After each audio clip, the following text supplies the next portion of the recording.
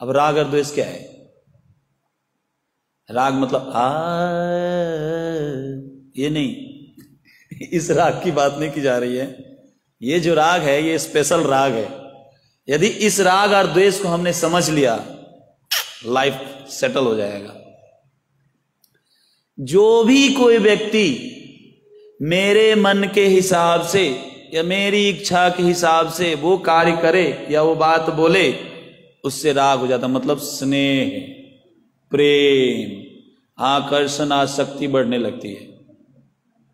और जैसे ही वो व्यक्ति मेरे मन के हिसाब से मेरी इच्छा के विरुद्ध कार्य कर दिया, उससे द्वेष होने लगता है। और यही मूल कारण है इस संसार में कष्ट भुगतने का। अवंती ब्राह्मण की जो कथा सुनेंगे उसमें वो ब्राह्मण, मैं संक्षेप में बताऊंगा, तो बहुत ही धनवान थे वो, है ना, बहुत पैसा था उसके बाद। लेकिन महा मक्खी चूस, मक्खी चूस मतलब समझ रहे हैं? दूध में मक्खी गिर गया तो उसको निकाल के चूस के बाहर फेंक देगा, ये है मक्खी चूस, महाकंजूस। इसके चक्कर में उसके जितने भी रिश्तेदार थे सब उससे क्या बोले, उसके विरुद्ध रहते थे। अरे क्या है ये, चौवन्नी कौड़ी खर्चा नहीं करता है, ये क्या करेगा, मरेगा तो लेके जाएगा। ऐसे धीरे धीरे एक दिन आया, सब कुछ उसका खत्म हो गया, सारी प्रॉपर्टी बच्चों लोगों ने छीना झड़प लिया, बाकी इसको किक आउट, लात मार के बाहर कर दिया उसको घर से। और जब घर से बाहर किया तब इसको दुनिया समझ में आने लगी। इसको राग किससे था? रोकड़ा धन से उसको राग था।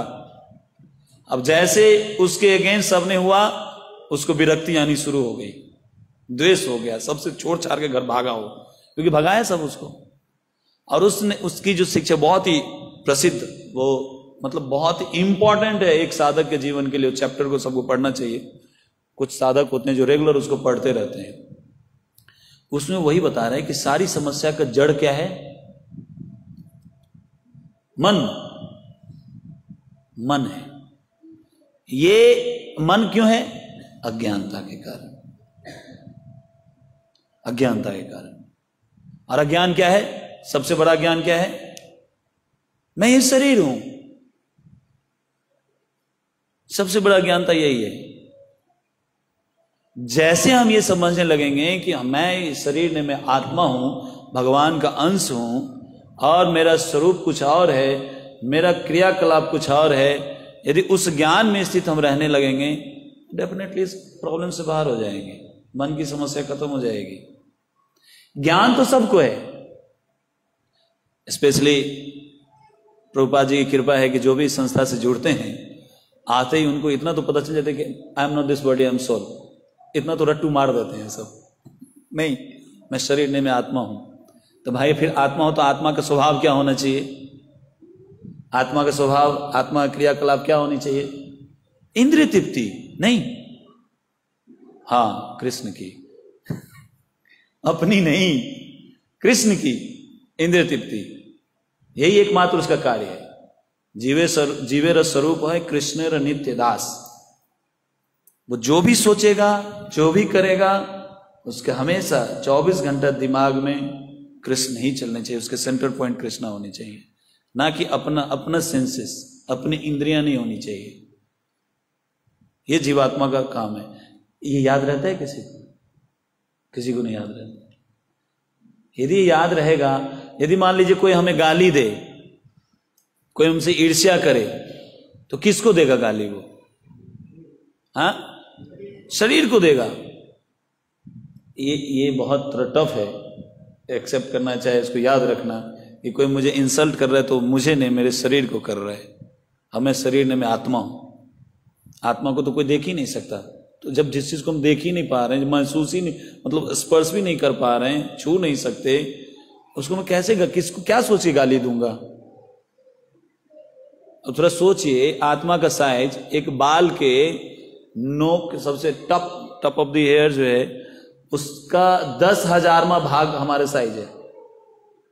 कहां से ढूंढेंगे? कौन सा लेंस लगाएंगे भाई? हाँ, अब वो जो दिख ही नहीं रहा उसको गाली दे के फायदा क्या होगा? तो गाली किसको दे रहे? मन को दे रहे, शरीर को गाली दे रहे हैं। तो ये जो ज्ञान है, ये दिव्य ज्ञान, इस दिव्य ज्ञान में जब तक कोई व्यक्ति स्थित नहीं रहेगा तो इस संसार में, और इसके कारण, इस राग और द्वेष के कारण व्यक्ति अलग अलग कर्म करता चला जाता है। और जैसे जैसे कर्म करता चला जाता है वैसे वैसे उसका जो नेक्स्ट लाइफ है वो डिजाइन होता चला जाता है। तो किसी नाम पे भी हो सकता है, वो अध्यात्म के नाम पे भी हो सकता है या भौतिक स्तर पे भी हो सकता है। राग और द्वेष का जो कॉन्सेप्ट है, जिसमें अपना और पराया मान के जो कार्य करते हैं। अब ये द्वेष क्या है? ये द्वेष, ईर्ष्या इतना बड़ा, इतना खतरनाक जहरीला वस्तु, ये एक बीमारी है जिसमें व्यक्ति खुद जलता है, दूसरे को कुछ नहीं होता। अब वो कुछ भी कार्य करने जाएगा और जिससे उसको ईर्ष्या है, द्वेष है, उसके सामने मांगे कुछ याद ही नहीं रहेगा, बस यही तो चलता रहेगा। वो करेगा क्या? मान लीजिए माला करने के लिए बैठे, गोविंद प्रभु सामने में आ गए और इनसे मेरा है, अब वो सामने में, अब माला पे ध्यान का, मुंह तो चल रहा है कृष्ण, दिमाग ऐसे चलता रहेगा। सही बोल रहा हूं? आप लोगों को ईर्ष्या होगी, किसी न किसी से होती होगी। और ईर्ष्या क्यों होती है? ईर्ष्या दो कारण से होती है। पहला, ये मेरी बात नहीं मान रहे, जैसे वो बोल रहा वैसे नहीं कर रहा है, नेतागिरी कर रहा है, ज्यादा हीरो बन रहा है, बुद्धिमान। दूसरा, मेरे से आगे कैसे बढ़ गया ये वन सीटिंग में 16 राउंड कैसे कंप्लीट कर दिया बिना पलक झपके। मैं भी पढ़ा लिखा हूं, मैं भी अच्छा बोल सकता हूं, मैं भी अच्छा मैनेज कर सकता हूं, अच्छा लीड कर सकता हूं। पोजीशन इसके पास क्यों है? स्पिरिचुअल लाइफ में, मेटल लाइफ में होता है, साथ में जॉब कर रहे हैं, एक ही टेबल है, चारों साइड से चेयर लगा के बैठे हैं, एक ही केबिन में बांट के, उधर से वो बोल रहा था, इधर से मैं बोल रहा था, इसका प्रमोशन हो गया, मेहनत ज्यादा मैं कर रहा हूं, इससे भी ईर्ष्या आती है। मीन्स जो मेरे से आगे बढ़ गया उसको देख के ईर्ष्या।